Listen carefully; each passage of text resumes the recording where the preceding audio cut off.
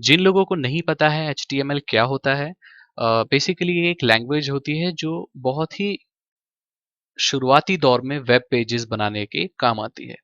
मतलब आप इंटरनेट पे जो वेब पेजेस देखते हैं, जो उनकी शुरुआत हुई थी कोडिंग की, वो HTML से ही हुई थी। तो ये वेब पेज बनाने के लिए सबसे बेसिक लैंग्वेज है। आजकल वेबसाइट बनाने के लिए आपको what you see is what you get जो एडिटर्स होते हैं, जहां पर सिर्फ आप इमेजेस को और चीजों को ड्रैग एक तरफ से उठा के दूसरी तरफ रखते हैं और आपकी वेबसाइट तैयार हो जाती है। लेकिन इन सॉफ्टवेयर्स के आने से पहले जो वेब पेजेस बनते थे, वो मैनुअली कोडिंग करके बनते थे। तो उस दौरान लोगों को HTML सीखना पड़ता था। उनको ये सीखना पड़ता था कि एक नॉर्मल नोटपैड से आप कैसे एक वेब पेज बना सकते हैं। तो इस वीडियो में हम यही बात करने वाले हैं कि कैसे एक बेसिक से नोटपैड से हम कैसे कोडिंग करके एक वेब पेज बना सकते हैं। ये बहुत ही बेसिक वीडियो होगी। एकदम शुरुआती दौर में जो लोग बिल्कुल भी नहीं जानते हैं HTML के बारे में, उनको सिखाने के लिए ये वीडियो होगी।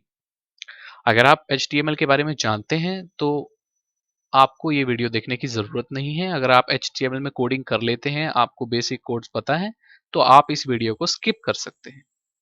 लेकिन अगर आपको HTML के बारे में नहीं पता है और आपने कभी मैनुअल कोडिंग नहीं की है, तो मैं आपको रिकमेंड करूंगा कि ये वीडियो आप ज़रूर देखें। तो हमें शुरू करने के लिए चाहिए नोटपैड।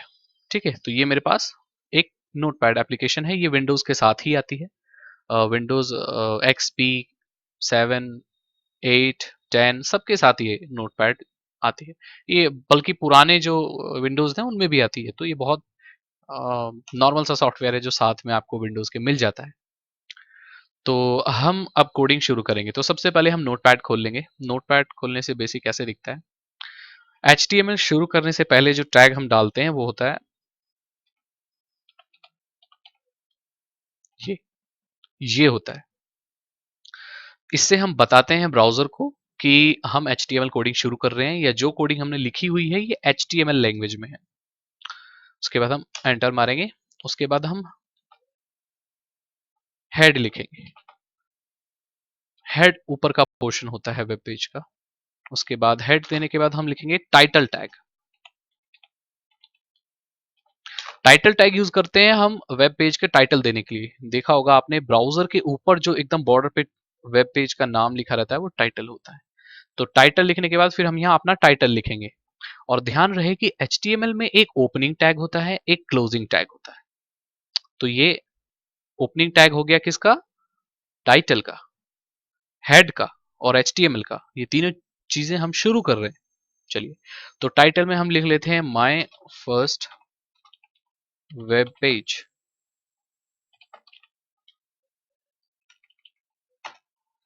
हो गया। अब इसको हम क्लोज कर देंगे, किसको, टाइटल को। तो यहां पर हमारा जो टाइटल था वो कंप्लीट हो गया, मतलब हमने टाइटल लिख दिया। चलिए, अब हम फिर से एंटर करेंगे। अब हमारे हेड में हमें और कुछ नहीं रखना, मतलब जो ऊपर वाला पार्ट होता है वेब का, वेब पेज का, वहां हमें सिर्फ टाइटल दे के ही छोड़ देना है बेसिकली। अगर हम अगर शुरू कर रहे हैं तो अभी हम इसमें क्या करेंगे, हेड क्लोज कर देंगे। आप देख रहे होंगे कि कैसे टैग्स को क्लोज किया जाता है, एक स्लैश देके, फॉरवर्ड स्लैश देकर क्लोज किया जाता है। चलिए, अब हेड हो गया। अब इसका नेक्स्ट जो होता है पार्ट वो होता है बॉडी। तो हम बॉडी शुरू करेंगे। ये वेब पेज की मेन बॉडी होती है। यहां पर ज्यादा कंटेंट्स होते हैं, पैराग्राफ वगैरह अगर आप कुछ डालना चाहते हैं तो वो यहीं पर होते हैं।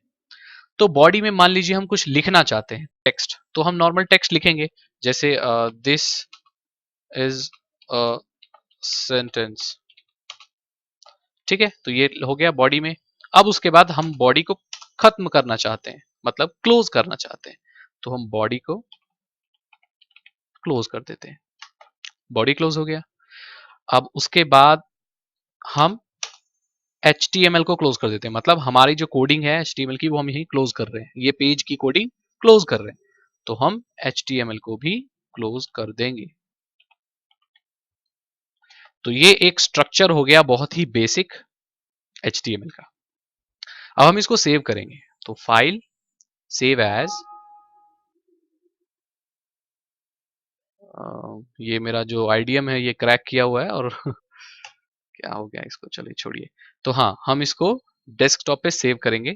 कोई भी फाइल हम का नाम दे सकते हैं, जैसे web page dot H T M L. याद रहे आप dot H T M L extension जरूर दें, जिससे पता रहेगा सिस्टम को कि ये एक H T M L file है। तो ऑल फाइल्स इनकोडिंग UTF-8 कर दें और डेस्कटॉप पे सेव कर दें। सेव हो गई। अब यहां पर देखिए एक वेब पेज आ गया, ठीक है, जो हमने बनाया। अब हम इसको ओपन करके देखेंगे और देखेंगे कि क्या आउटपुट आता है इसका। ये वेब पेज है, तो इसको हम डबल क्लिक करेंगे तो ये खुल जाएगा। देखिए, तो हमारे जो वेब पेज का जो टाइटल था वो क्या था, माय फर्स्ट वेब पेज, जैसा आप देख सकते हैं। और वहां हमने क्या चीज लिखी थी, this is a sentence, right, हमने सेंटेंस लिखा। तो ये शुरुआती दौर पे हम ऐसे कर सकते हैं स्टार्ट, और यही बेसिक स्ट्रक्चर होता है एक। तो चलिए, हम अब एक इमेज ऐड करेंगे। लेसन नंबर 1 में हमने सीखा था कि कैसे हम एक बेसिक वेब पेज बना सकते हैं और एक HTML का स्ट्रक्चर कैसा होता है। तो वो कुछ ऐसा होता है। ये नोटपैड में खुला हुआ है और आप देख रहे होंगे यहां पर एक नई चीज है, ये है BR। ये जो टैग है ये लाइन ब्रेक करने के लिए यूज होता है। मतलब अगर ये एक लाइन है, दिस इज अ सेंटेंस, अगर हम सारे कोड यही डालते रह जाएंगे तो सब चीजें लाइन लाइन लाइन एक साथ जुड़ जाएंगी, और वो हम नहीं चाहते। तो हम लाइन ब्रेक करना चाहते हैं, और हम ब्राउजर को अगर लाइन ब्रेक की कमांड देना चाहते हैं वो सिर्फ इस टैग से दे सकते हैं। BR टैग बोलते हैं इसको। तो हमने BR टैग यहां दे रखा है, उसके बाद एंटर मारेंगे और हम इमेज डालने का जो टैग है वो यूज करेंगे। आप देखते जाइए, जैसे जैसे मैं डालता हूं वैसे वैसे फॉलो करिए, आप सीख जाएंगे। इसमें मेरे को ज्यादा बोलने की जरूरत नहीं है। चलिए, तो हम शुरू करते हैं। आप देखिए मैं इमेज डालने के लिए कौन सा टैग यूज करता हूं।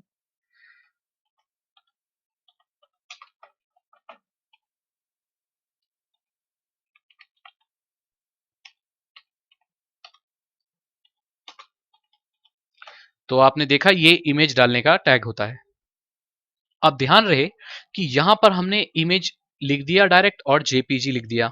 अब आप मुझसे पूछेंगे कि ये क्यों लिख दिया आपने। यहां पर आप डायरेक्ट इमेज का नाम और एक्सटेंशन तभी लिखेंगे जब वो इमेज उसी फोल्डर या उसी जगह में हो जहां पर आपका वेब पेज सेव्ड है। तो मान लें कि अगर मेरी जो इमेज है, इमेज नाम की जो मेरी फोटो है वो C ड्राइव में सेव है, तो हम इसको कैसे लिखेंगे, C ड्राइव के न्यू फोल्डर में है, तो हम इसको लिखेंगे C ड्राइव न्यू फोल्डर। या हम इसको ऐसे कर सकते हैं, जैसे मान लीजिए कोई फोल्डर है न्यू फोल्डर, उसमें दूसरा फोल्डर है इमेजेस, और तब हम उसको रखना चाहते हैं, तो हम लिखेंगे न्यू फोल्डर इमेजेस। तो ये इसका पूरा पाथ हो गया। अब वो C ड्राइव में भी है तो हम यहां से ही लिख सकते हैं, या हम डायरेक्ट C लिख सकते हैं। तो यहां पर क्या होगा कि C ड्राइव के अंदर न्यू फोल्डर नाम के फोल्डर में, इमेजेस वाले फोल्डर में एक इमेज है, लेकिन हमें इतना बड़ा लिखने की जरूरत नहीं है, क्योंकि हमारी जो इमेज है वो डेस्कटॉप पे सेव है, और हमारी जो वेब पेज है जो हमारा वो भी डेस्कटॉप पे सेव है, तो हमें पाथ लिखने की जरूरत नहीं है। और ध्यान दें कि जब ये आपने JPG लिख दिया उसके बाद यहाँ बीच में क्लोज करने से पहले एक कॉमा होता है, सॉरी स्पेस होता है, देखिए ये एक स्पेस है। तो अब आप बोल रहे होंगे इमेज क्यों लिखा, क्योंकि डेस्कटॉप पे एक इमेज सेव है। देखिए ये इमेज है, ये इमेज नाम से सेव है, तो इस को लिखने के बाद हमारे वेब पेज में ये इमेज डिस्प्ले हो जानी चाहिए। अब हम इसको सिंपली सेव कर देंगे। अब हम अपना जो वेब पेज है उठा के देखेंगे और देखते हैं इमेज नजर आती है या नहीं। देखिए दिस इज अ सेंटेंस लिखा है और इमेज, ये इमेज बहुत बड़ी है साइज में, इसलिए पूरे ब्राउजर पर नजर आ रही है। तो अब हम ये देखते हैं कि इस इमेज को हम रीसाइज कैसे कर सकते हैं, छोटा कैसे कर सकते हैं। तो चलिए हम इसको रिसाइज करना सीखेंगे अब। चलिए, तो यहां JPG लिख दिया, अब हम यहां लिखेंगे स्पेस देकर HEI हाइट। मान लीजिए हाइट हम देना चाहते हैं 300, और विथ ये देना चाहते हैं हम 500। बस हमने ये चीज ऐड कर दी। अब देखिए फिर भी इसके बाद में क्लोज करने से पहले एक स्पेस है, ये स्पेस, और यहां से भी पहले स्पेस है। मैंने ये हाइट और विड्थ कैपिटल में इसलिए लिखी है ताकि आपको नजर आए, ध्यान में रहे कि मैंने क्या लिखा है। तो ये इसके एट्रीब्यूट्स हैं रीसाइज करने के लिए इमेज को। तो अब हमारी जो इमेज है उसकी हाइट 300 हो जाएगी और विड्थ 500। अब हम इसको सेव करेंगे और पेज खोलकर रिफ्रेश कर देंगे। आप देख सकते हैं इस इमेज का जो साइज है वो छोटा हो चुका है। आई होप आपको पता चल गया होगा कि वेब पेज में आप कैसे इमेज डाल सकते हैं।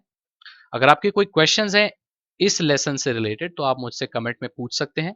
मेरे चैनल को सब्सक्राइब करें ताकि आगे की लेसन्स और ऐसी वीडियोस आप